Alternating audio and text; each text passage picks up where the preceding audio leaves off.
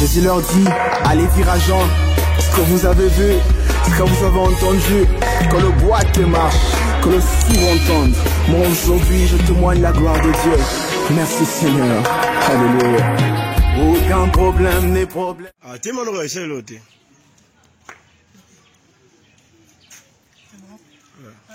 Bonsoir, bonsoir, bonjour, chers internautes, vous allez partout, est-ce que vous avez son père TV, Kakandenge de Baki. Il y a bateau, bateau, il y a bateau, dénonçons nous vivants, pour nous savoir en quoi ça. Oh, il peut bateau sur un bateau, pour nous savoir parce que bateau, voilà, pour la rater. En tout cas, pour Nangaï, c'est une très bonne chose pour Nanga. L'association na biso tozalaka nango Christ Vivant et maman Elena Mandina que je salue à passant na petite mbote nanga na ya José Sidabilele babi motema ya MK Mini Kabea tout donc na biso mbote sikozali et mon cordeau aussi est là balobi de mon guénon VIP hein VIP vraiment donc moi donc VIP donc pesi susu mote na batu tuba linga biso na pesi susu mote na ngana na batu oyo nyonso boza na poto bafani na biso en tout cas batu oyo bazo bela baza batu batala bote bon na tete batu se pesa bino bolongo la tama indize mata moi mkem boya to pesa bango c'est pour ça la bango beso so mata spiri na bebe so na miliki c'est ça pour na mutetel na place to ke na koloma mabeba ninga to ke na ko créer kama kambo bato sunga bango to zela te muninga kufa poto yebembe to ke komela masanga ndenge mo korla o chikoluba tant on a bon moyen to luka moyen to sangana il a fait la force moi 500 francs 200 francs 300 to pesi baninga to babika bayoka bien en tout cas quand on a libino mingi to landa esika baninga bazali to ke kutata na bango assurer na son père TV. Bonjour maman Makila. Bonjour santé. Kapasi kaka. Vraiment merci bon moni to saba maman. Ah ouais. ONG Christ Vivant de toye ko rendre maman visite. Eza maman na nini na ONG Christ Vivant ba kanisio. Balobi ba beso ata mongo so mata novalgie na pamba pona douleur. Na ebite lo nyoko ko loba na batu wana oyo ba kanisio. Amen.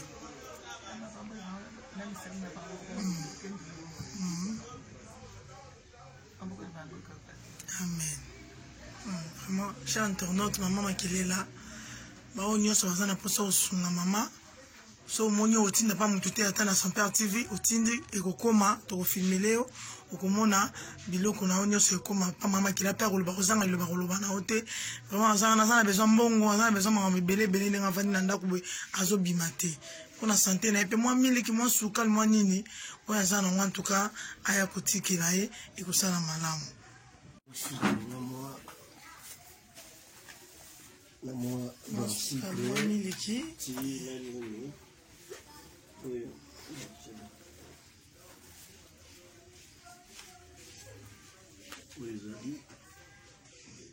mais loko on se mata kisi omela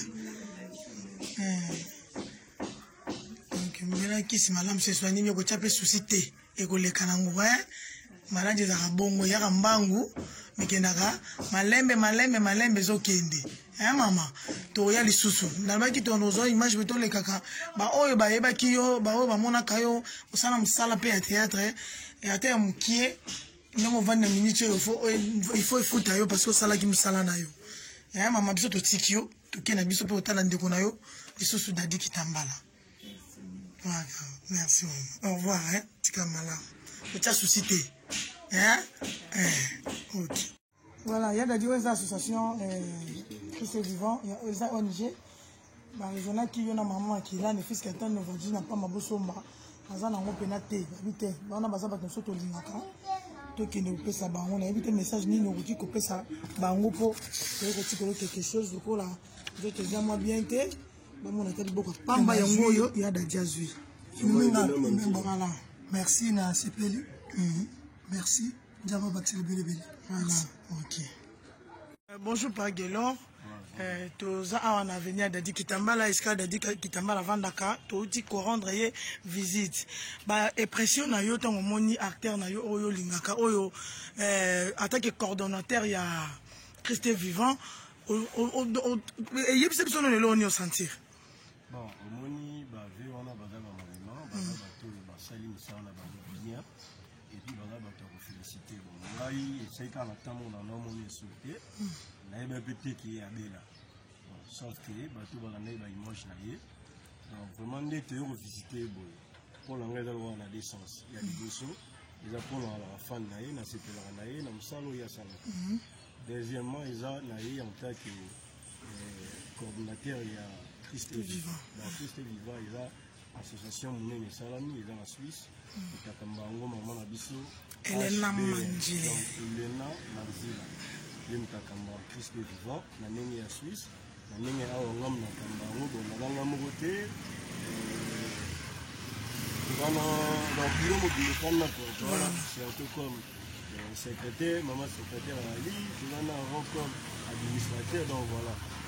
Les deux, je vois avec des artistes nommés, donc il y a une visite, le logo autopsie, bien geste tout ça, le boïco, l'accès à la TV, ils ont marqué un thème, mais quand même, eux, ils ont présenté le rôle de Christ vivant, à CPLI, et puis ils s'allient bien. Bon, deuxième, tout le temps, on a dit sur maman, kaka parmi bateau, salam, salam, bon, kitoko, maman Makila. Bon, il n'y a pas de là, tout le monde a visité, tout Christ vivant, et sali par nous, et puis si on est bon, ça est pour nous, en tant qu'artiste, et puis là, toujours continuer. Mais ça, je n'ai pas pensé à la bateau, bazota la image na minute, oh bah moni maman Makila nazobela, bah moni adadine nazobela. Bon, bola munde to lo barai pour la rater. Tant que zo ba artiste tout temps la bon na ba œuvre na bango. Maintenant ba sali misala ya malamu. Bazo mériter voir même na niveau ya mboka.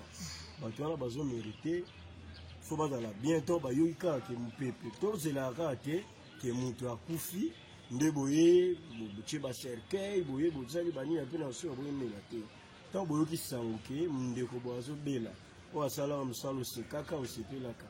Pour visiter mon temps ou nous yango toloba mon temps nous boye visiter au PC au groupe ça même conseil donc présence to va temps au monde et ça la bien la bande ko tout bo ba yo ali solo wana donc on sait qu'on va visiter ba et ça la bango bien donc bo ça la bien ndenge biso Christ est vivant tout ça donc encore une fois merci Marjorie. Vraiment merci beaucoup papa quelle leur VIP hein. Ah oui. Secrétaire il y a Christ est vivant. Maman, bonjour.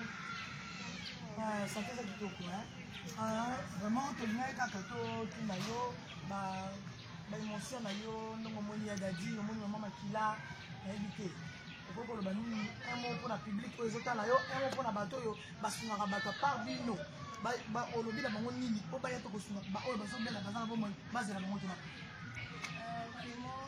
et quoi aussi quand tout le monde partout on va la émission on va la émission ils sont tous là on a fait Christ vivant mais puis qui est partout bah tout le quoi émission va camara bah tout va dans mon truc au sud il y a pas émission bah d'aller bon les bâtir bon continuer quand on a des voitures le babola pour la quartier vraiment on a émission au bah dans face tous ma quartier pour monter futa biso na exemple on va ikolo azomona akufuta biso bolamu ata na kata de kata yo kata bana na yo de consommer vraiment on a dit na mon ya koloba vraiment maman Elena Manzila merci association Christ vivant merci merci à la soirée aux gens sur Père TV alors bien sur Père TV zo soa ni zo soa mo tema to so ma ni zo soa en tout cas bon on a biso kaka to zaka na support bili pata beta di bakuli zaka le monte fle baté donc il a bien mis pour nous voir là biso mi pas de step bamboma balobi bo soutenir bateau bazo bela bateau oh bazana malade maman Makila ba ya dadi to ça suna na météo je crois il est pas zo bela je crois que mais zo bela papa de ce bamboma ba bo ya bo soutenir bango bana poto bana partout bino obolinga ka artiste na bino en tout cas bo sunga bango et que ça la bien to ça nzela mitambolela mwanza ko tala tala bato zo bela donc to tambola na biso en famille quand on va tambolaka donc maman Elena Manzila tomoni ya bato maladi toke totikeli bango tozozonga sikoyo ndaku topanzana tokotala lobi si tokotala ba nat mama secrétaire là tambolaka kaka ouais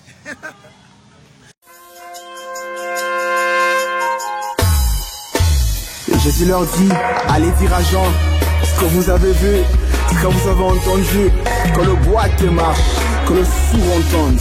Moi aujourd'hui je témoigne la gloire de Dieu. Merci Seigneur. Alléluia. Aucun problème n'est problème devant lui. Même les eaux desséchées d'un corps pauvre vivre. À cause d'un seul homme comme moi je suis sauvé. Celui qui m'a racheté. Et non bando sango Yesue. Nago bando sango. Non bando sango. Et nago bando sango. Non, non, vous ne les savez pas. Suis-je obligé de le dire car vous ne les savez pas. C'est qu'il a fait. Non, non, vous ne les savez pas. Suis-je obligé de le dire car vous ne les savez pas. Yesue.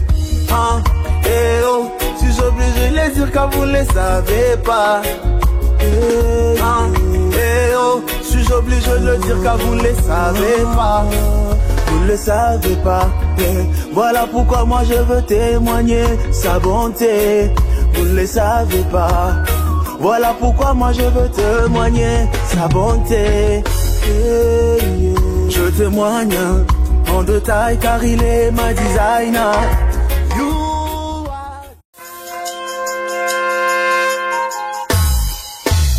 Jésus leur dit, allez dire à Jean ce que vous avez vu, ce que vous avez entendu, que le boiteux marche, que le sourd entende.